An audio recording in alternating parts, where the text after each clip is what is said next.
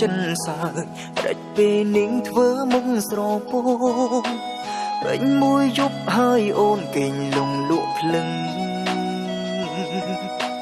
បាត់ភ្នែកមិននិយាយ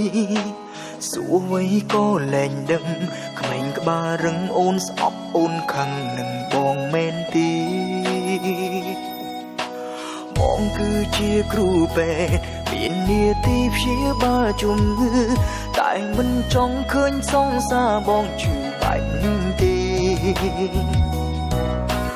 អូនត្រូវតែរឹងមាំដើម្បីបងណាស្នេហ៍កុំធ្វើឲ្យបងភ័យបានទេ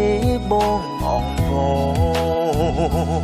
គឺអូនគ្មានសិទ្ធិធ្វើជាអ្នកជំងឺបងទេ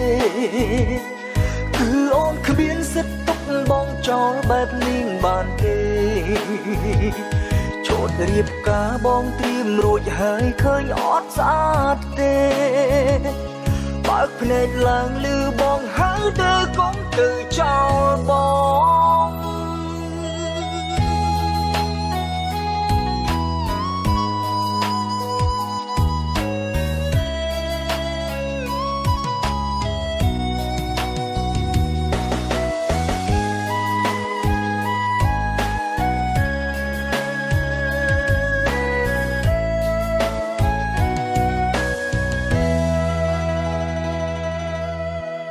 គឺជាគ្រូពេទ្យមាននាទីព្យាបាលជំងឺតែមិនចង់ឃើញសង្សារបងឈឺបែបនេះទេអូនត្រូវតែរឹងមាំដើម្បីបងណាស្នេហ៍កុំធ្វើឲ្យបងភ័យបានទេបងអងបងគឺអូនគ្មានសិទ្ធិធ្វើជាអ្នកជំងឺបងទេ